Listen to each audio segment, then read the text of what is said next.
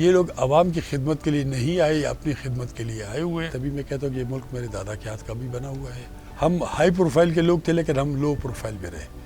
بسم اللہ الرحمن الرحیم۔ السلام علیکم ویورز، آپ دیکھ رہے ہیں الفا ویو بائی سیم علی دادا، پاورڈ بائی سوشیون۔ اور جیسا کہ آپ جانتے ہیں کہ ہماری سپر سولز کی ایک سیریز ہم نے سٹارٹ کی ہے جس میں ہم نے ایک ایسا گلدستہ بنایا ہے جس میں پاکستان کی خوبصورت اور وہ لوگ لے کر آئیں جو کہ پاکستان کے نیریٹو بھی بہتر طور پہ سمجھتے ہیں، جن کی کنٹریبیوشن بھی ہے اور اب وہ اس کو پے بیک بھی اپنی کمیونٹی کے لیے کرنا چاہتے ہیں۔ مختلف شعبۂ زندگی سے لوگ ہمارے ساتھ جوائن کرتے ہیں اور ہم چاہتے ہیں کہ اس گلدستے میں تمام وہ لوگ آئیں جن کی اپنی اپنی کنٹریبیوشن بھی ہے اور جن کے ساتھ ہم بہت کچھ سیکھ بھی سکتے ہیں۔ آج ہمارے ساتھ جو شخصیت موجود ہیں ان کا سیاست میں بھی کنٹریبیوشن تو اپنی جگہ ہے ہی، لیکن ایز اے پرسنالٹی بھی وہ ایک انسٹیٹیوشن ہے اور ان سے بات چیت کر کے آپ کو اتنا کچھ سیکھنے کو ملتا ہے کہ چیزیں جو ہیں وہ خود بخود آسان ہوتی جاتی ہیں۔ تو ہمارے ساتھ موجود ہیں نواب قوس بخش بارزئی صاحب، اور آج ہم ان سے بات چیت کریں گے نہ صرف سیاست پہ بلکہ زندگی کے اور بھی بہت اہم پہلوؤں پہ۔ السلام علیکم سر۔ وعلیکم السلام۔ نواب صاحب مجھے بتائیں، بلوچستان عوامی پارٹی کا کیا رول آپ دیکھتے ہیں بلوچستان کی ترقی کے لحاظ سے بھی، اور اس کی عوام کی کیا وہ مسائل حل کرنے میں کامیاب رہی یا اور زیادہ عرض کروں آپ سے، بلوچستان عوامی پارٹی کیونکہ عوام میں سے تو بنی نہیں، یہ بریک اوے پیس ہے مسلم لیگ نون کا۔ نون سے پہلے یہ کاف میں بھی رہے ہیں، کاف سے پہلے پیپلز پارٹی میں بھی رہے ہیں، مطلب rolling on from one to another. تو اس میں کوئی ایشو بڑا نہیں تھا۔ ثناء اللہ زہری نواب جو تھے وہ چیف منسٹر تھے، ان کے خلاف ریولٹ ہوا ڈیو ٹو ریزنز، تو انہوں نے نو کانفیڈنس کا مقابلہ نہیں کیا، انہوں نے سرنڈر کر دیا، انہوں نے استعفیٰ دے دیا۔ اس کے بعد پھر یہ پارٹی بنی دوسری، ان کے اسپیکر جو تھے قدوس بزنجو وہ چیف منسٹر بنے، 5 مہینے قریب وہ چیف منسٹر بنے۔ یہ وہی تھے جو کاف میں بھی تھے، بالکل اس سے پہلے بھی تھے۔ جی 2007-8 کی گورنمنٹ میں بزنجو صاحب کے والد عبد المجید بزنجو مرحوم ہمارے ساتھ، میں ریونیو منسٹر تھا اس دور میں، ہمارے ساتھ منسٹر بھی تھے۔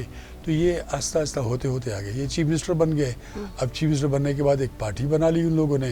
پارٹی بننے کے بعد جب الیکشنز ہوئے تو پتہ چلا کہ ایک دم جناب کو BAP بن گئی، بلوچستان عوامی پارٹی۔ اس میں جام صاحب بھی چلے گئے۔ جام صاحب فیڈرل منسٹر تھے فار وزیر مملکت تھے، جام کمال جو ہے نون لیگ کے پیٹرولیم کے، وہ بھی چلے گئے اس پارٹی میں۔ جتنے ہیں سارے سارے نون کاف سے نکل کے پیپلز پارٹی کے، پیپلز پارٹی کے بھی تھے۔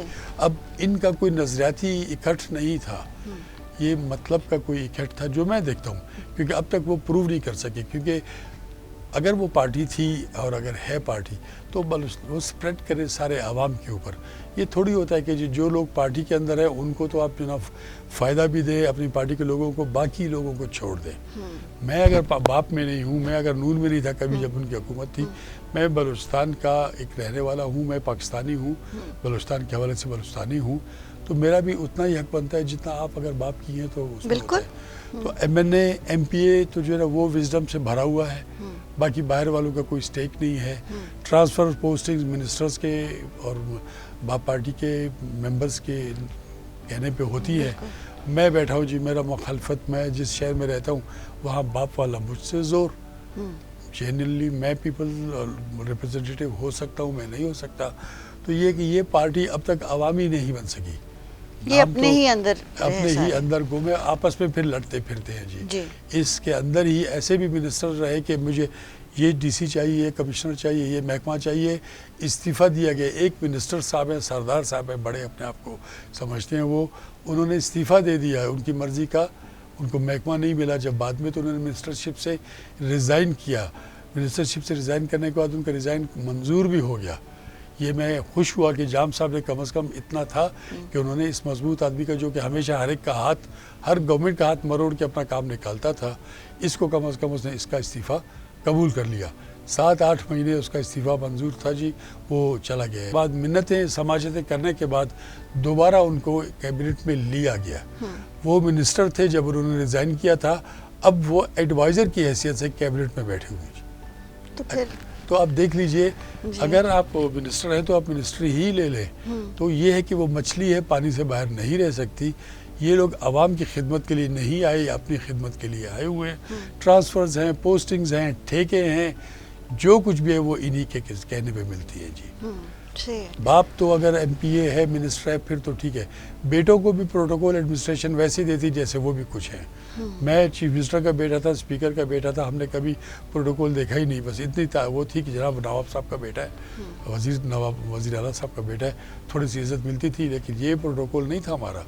میں جو سی ایم کا پروٹوکول ہے وہ بچوں کو نہیں ہے, منسٹر کا بھی پروٹوکول جی بالکل. میں جب چیف منسٹر تھا تو میرے بیٹوں کو تو کوئی پروٹوکول میں نے کہا کہ مت دو, میرے ساتھ رہتے تھے میرے بیٹوں کی طرح, بچوں کی طرح. لیکن یہ نہیں, لوگ کرپٹ کرنے آتے ہیں, کرپشن انفیکشن ہے کووڈ کی طرح, ٹھیک ہے, وہ جیسے ٹچ ہوئے تو وہ لگ جاتی ہے. اچھا نواب صاحب مجھے بتائیں کہ جو اکبر بگٹی والا انسیڈنٹ تھا آپ اس کو کس تناظر سے دیکھتے ہیں, سیاسی پہلو سے بھی اور بلوچستان کے پہلو سے بھی؟ دیکھیے سب سے بڑی بات یہ ہے کہ ان کو سمجھ بھی نہیں آیا. اب یہ نواب اکبر بگٹی کا جو مسئلہ یہ آج کا نہیں ہے, پاکستان بننے کے ساتھ ہی ہے. انہوں نے بھی ووٹ کیا ریفرنڈم میں پاکستان کو, بالکل ان کا نام زیادہ لیا جاتا ہے, باقیوں کو یاد نہیں کرتے. میرے دادا نے بھی ووٹ دیا, میرے نانا نے بھی ووٹ دیا, سردار تھے وہ بھی بہت بڑے, لیکن اور بھی لوگوں نے دیا, لیکن اکبر بگٹی کو لوگ ان کا ہی نام دے کے کہتے ہیں کہ انہوں نے کیا. بلکہ سو مچ سو کہ ایک ہمارے بہت اچھے آفیسر بھی تھے, وہ کہتے ہیں جی ٹائی پڑ گیا تھا تو نواب صاحب نے ووٹ دیا تو پاکستان بن گیا. میں نے کہا بھائی ریفرنڈم میں ٹائی نہیں ہوتا ہے, ٹائی ایک اور سسٹم ہی ہوا تھا. جب میرے والد نے ظفراللہ جمالی کو ٹائی اسپیکرز ووٹ دیا تھا, کاسٹنگ ووٹ اس کو کہتے ہیں, اس وقت ٹائی ہوا تھا. اور وہ جو انٹلیکچوئل تھے اس زمانے میں اسسٹنٹ کمشنر تھے کوئٹہ کے, تو ریفرنڈم میں میرے دادا نے بھی ووٹ دیا. میں ظاہر ہے تبھی میں کہتا ہوں کہ یہ ملک میرے دادا کے ہاتھ کا بھی بنا ہوا ہے, باقی اوروں کا بھی ہے. ہم ہائی پروفائل کے لوگ تھے لیکن ہم لو پروفائل میں رہے. ہماری تصویر کسی انگریز کے ساتھ نہیں ہے, ہماری تصویر کسی اور ایڈمنسٹریٹر کے ساتھ نہیں ہے. سو بچوں کے قائد اعظم کے ساتھ بھی اگر میرے دادا کی تصویریں ہیں تو 2 ہیں ٹوٹل. ایئرپورٹ پہ جہاں کھڑے ہیں وہ اکبر خان بگٹی سے ملنے کے بعد اس طرف آ رہے ہیں تو ایک آدمی چڑھ کے تیسرے میرے دادا کھڑے ہوئے. اس حد تک تو ہم نے یہ ملک بنایا. بالکل. اب اکبر خان نے بھی یہ ملک بنایا کہتے ہیں تو ٹھیک ہے. تو اس کے بعد نواب بگٹی جو ہے آپ کے منسٹر بھی رہے ہیں, منسٹر فار اسٹیٹ بھی رہے ہیں, باقی اور بھی چیز. پھر جب سوئی گیس نکلی ان کے علاقے سے تو وہ پیسے بھی ان کے پاس ماشاءاللہ پھر بہت زیادہ. تو یہ سچ ہے جو گیس کی لائنز کا انسیڈنٹ ہوتا تھا؟ جی جی بالکل بالکل یہ سچ. ٹرانسفر آف گیس پنجاب میں بند ہو جاتی تھی, پھر ساری باتیں بالکل ایسے ہی تھا. جب یہ انسرجنسی چلی وہاں پہ تھوڑی تھوڑی تو ان کی باتیں چل رہی تھی کہ میرا کرایہ ان کا یا میرا پیسہ جو ہے جو بھی ہو ان کا وہ بڑھا دیں. تو ان سے جب بات یہ ہوئی تو مجھے اچھی طرح سے یاد ہے, بہت دور کی بات ہے نزدیک کی بات ہے. تو انہوں نے کہا کہ یہ میرا ڈیرہ بگٹی کا مسئلہ ہے, بلوچستان کا یہ مسئلہ نہیں ہے. اور سوئی گیس جو ہے یہ ہولی کاؤ ہے میری, یہ بھی ڈیرہ بگٹی کی ہے, یہ بھی ڈیرہ بگٹی کی ہے, بلوچستان کا نہیں مسئلہ. باقی لوگ گئے وہاں پہ, اختر جان مینگل گئے, خیر بخشمری کے صاحبزادے بھی گئے اس معاملے پہ کہ ہم آپ کے ساتھ رہتے ہیں, لائن کرتے ہیں آپ کے ساتھ. دوسرے کہ ایک پارٹی بناتے ہیں بلوچستان کی جو حقوق کی بات کرے. انہوں نے کہا کہ نہیں اس معاملے میں یہ آرکائیوز میں ہے, بالکل ہے, یہ اخباروں میں لکھا ہوا ہے, میں ایسی بات نہیں کر رہا کہ جو نہیں پتا کسی کو. انہوں نے کہا نہیں یہ ڈیرہ بگٹی کا میرا مسئلہ ہے, اس پہ میں جانوں میرا کام. اور اس کا بلوچستان سے ایک پارٹی نہیں, ہاں ٹھیک ہے, بلوچستان کی ایک پارٹی ہم نہیں بناتے اس پہ. اس کے بعد پھر وہ جو لوگ درمیان میں ہوتے ہیں نا, وہ لو ہاٹ بلو کولڈ والی بات ہے نا جی, ہاکس اینڈ ڈوز بھی ہوتی ہیں. تو ڈوز کم تھی, ہاکس بہت زیادہ تھے. نواب صاحب تیار بھی ہو گئے ملنے کے لیے, جہاز آیا بھی, چودھری شجاعت زندہ ہیں. جی بالکل. یہ سب ان سے پوچھ سکتے ہیں کہ کیا وجہ تھی کہ جہاز لیٹ کیوں آیا. نواب صاحب ڈیرہ بگٹی سے نکلے, جب سوئی پہنچے تو جہاز کیوں اڑ کے جا رہا تھا واپس. بہت لمبی سٹوری ہے, یہ خود کردہ ہے, یہ خود کردہ ہے. چھوٹے سے مسئلے کو اپنے لیے خود بڑا بنایا. پھر نواب اکبر خان جو ہے نا اس پیرانہ سری میں بیمار بھی تھے وہ, اور ان کا یہ فیصلہ تھا, ہسٹوریکل فیصلہ تھا کہ میں پہاڑوں میں مروں تو اچھا نام بنے گا. ورنہ بلوچستان میں نواب صاحب کو اتنی فالوئنگ اس وقت نہیں تھی, کیونکہ 73 کی جو انسرجنسی تھی اس میں نواب صاحب گورنر تھے. گورنر جب تھے تو وہ نعرہ لگتا تھا, اس زمانے میں نعرہ لگتا تھا, یہ بلوچ لیڈرز لگاتے تھے کہ آمریت کے 3 نشان بھٹو, بگٹی, ٹکا خان, یہ نعرہ لگتا تھا. نواب صاحب گورنر تھے بلوچستان کے, بھٹو صاحب وزیر اعظم تھے, اور ٹکا خان اس زمانے میں چیف آف آرمی اسٹاف نہیں کہتے تھے, ان کو کہتے تھے کہ CNC, تو وہ تھے.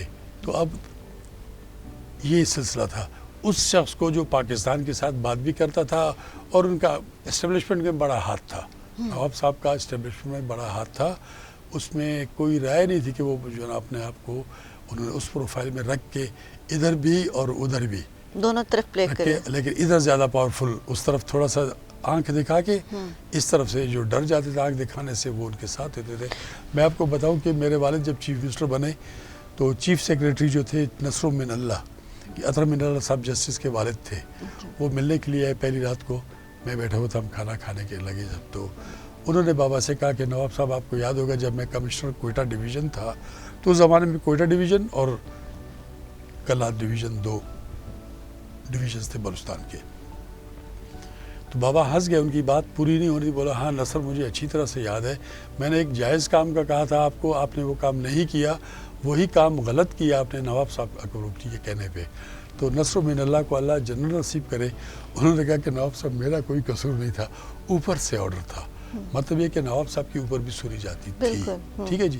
اب اس شخص کو آپ لوگوں نے کیسے دیوار سے بھی لگا دیا, یا اگر دیوار سے نہیں لگایا تو آپ لوگوں نے اس کو کیسے مجبور کر دیا, اور کیسے وہ جو ہے نا آپ کے ہی خلاف بن کے اب وہ نیریٹو ان کا پکا بن گیا ہے.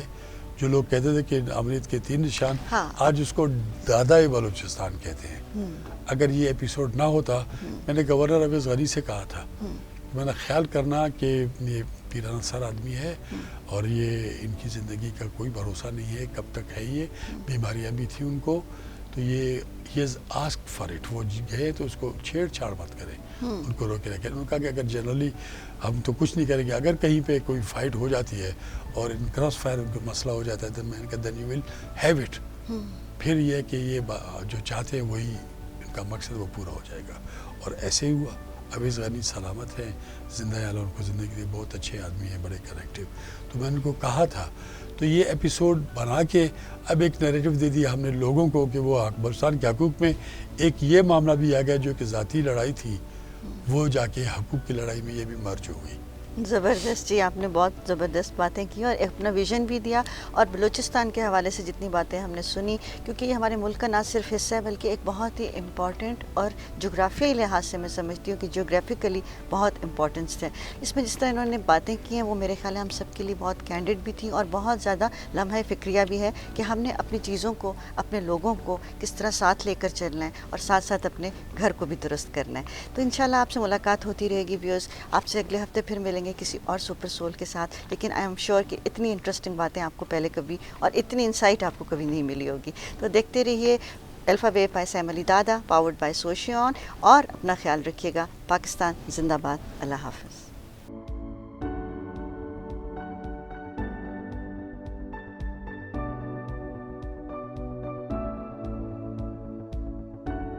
یہ ویڈیو سوشون کے تعاون سے پیش کی گئی ہے. سوشون پاکستان کا national social media network ہے. اپنا اکاؤنٹ بنانے کے لیے soshon.com پر جائیں یا گوگل پلے اسٹور اور ایپل ایپ اسٹور سے سوشون ایپ ڈاؤن لوڈ کریں اور پاکستان کا اپنا سوشل میڈیا استعمال کریں.